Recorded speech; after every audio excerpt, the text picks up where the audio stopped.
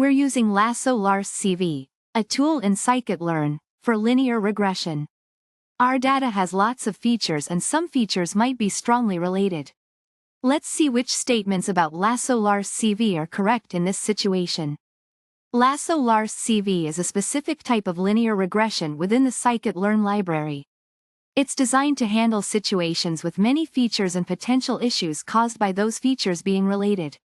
This statement is true. LassoLarsCV uses a technique called L1 regularization, more on that later. What this means is it automatically reduces the influence of less important features during regression by making their corresponding coefficients smaller, effectively selecting only the relevant features. I disagree with this statement completely. While LassoLarsCV can work with such datasets, it is not necessarily the most efficient method. There are other algorithms better suited for these cases. The p greater than n notation means the number of features, p, is much larger than the number of data points, n.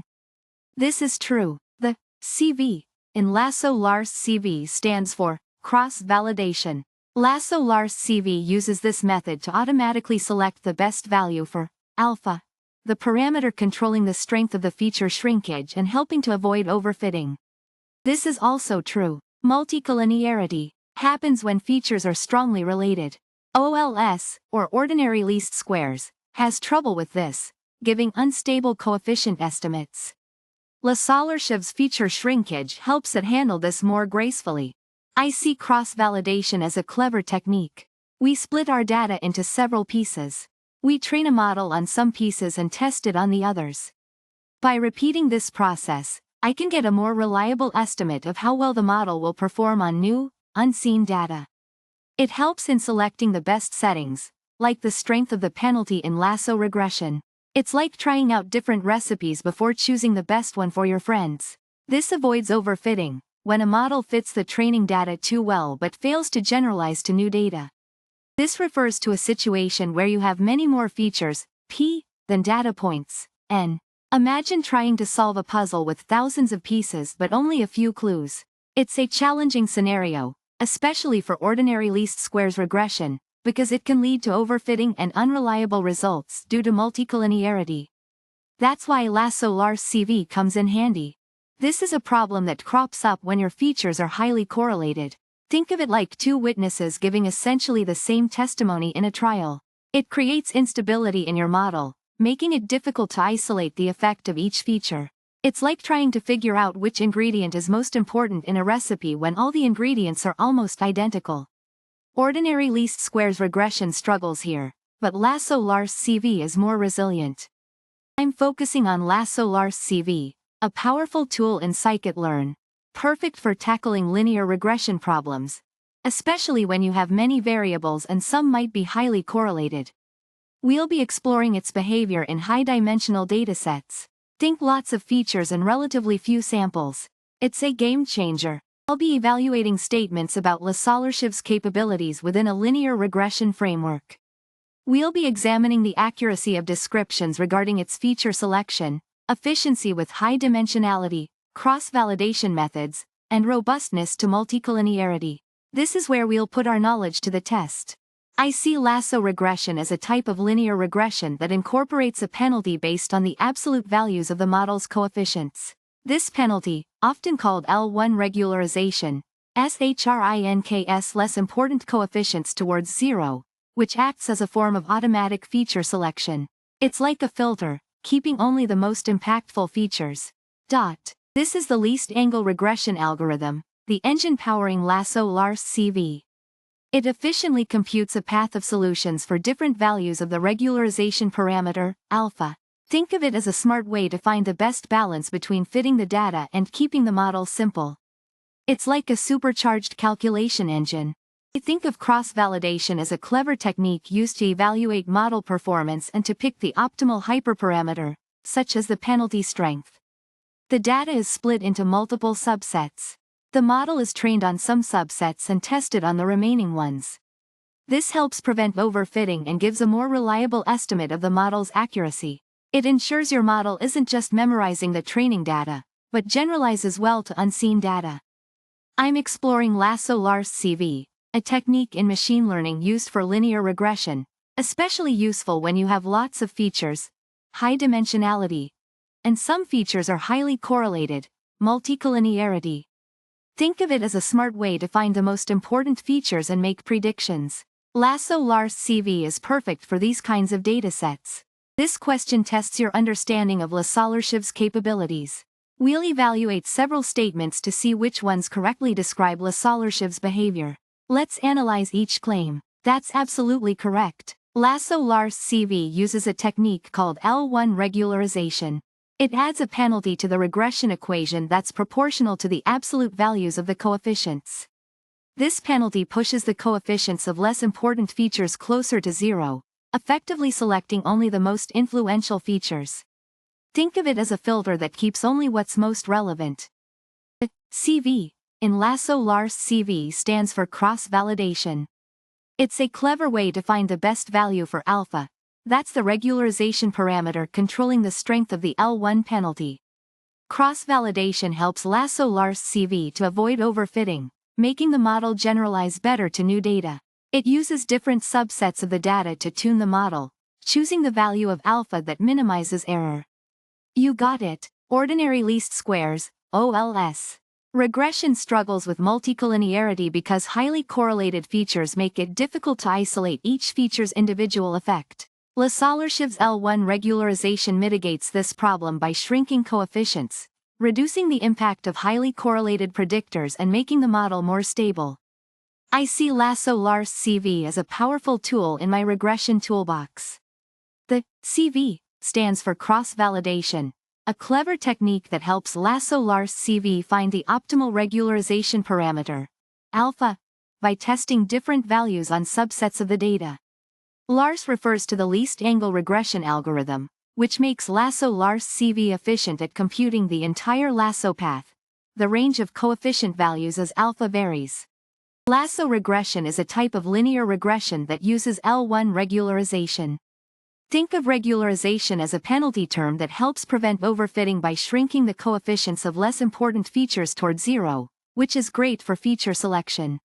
This L1 regularization is what makes Lasso special. Imagine you have a delicious cake, and you want to ensure it's perfect. Cross-validation is like taking slices of your cake and letting different people test them. This helps you evaluate your cake model performance before giving the whole thing to your customer. Similarly, cross-validation helps determine the best settings for a model by testing multiple model parameters using portions of your dataset. So it really helps us avoid a situation where the model does well on training data, but performs badly on the testing data. The Lars algorithm is like a smart way to solve the lasso problem efficiently. Instead of brute force, it takes a path that helps me find the solution faster and more reliably by iteratively adding variables into the model. I think of it as a more efficient way to navigate to the best solution in regression. This question assesses my understanding of how LassoLarsCV works and its suitability for various regression tasks, especially those involving high-dimensional datasets. This is the main topic. I am testing my understanding of how LassoLarsCV performs in situations where the number of features is much larger than the number of samples.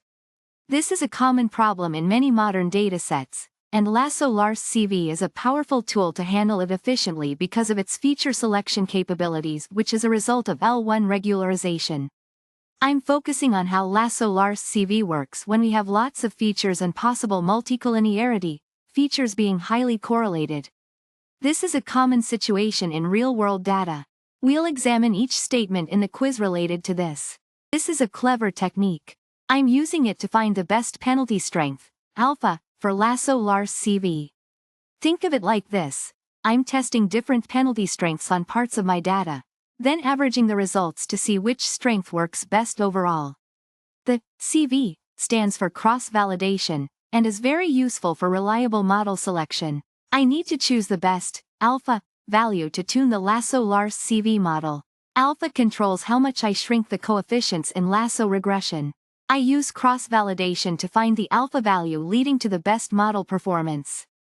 This is very important for reliable model building. This is lasso regression's special feature. I'm adding a penalty based on the absolute values of coefficients.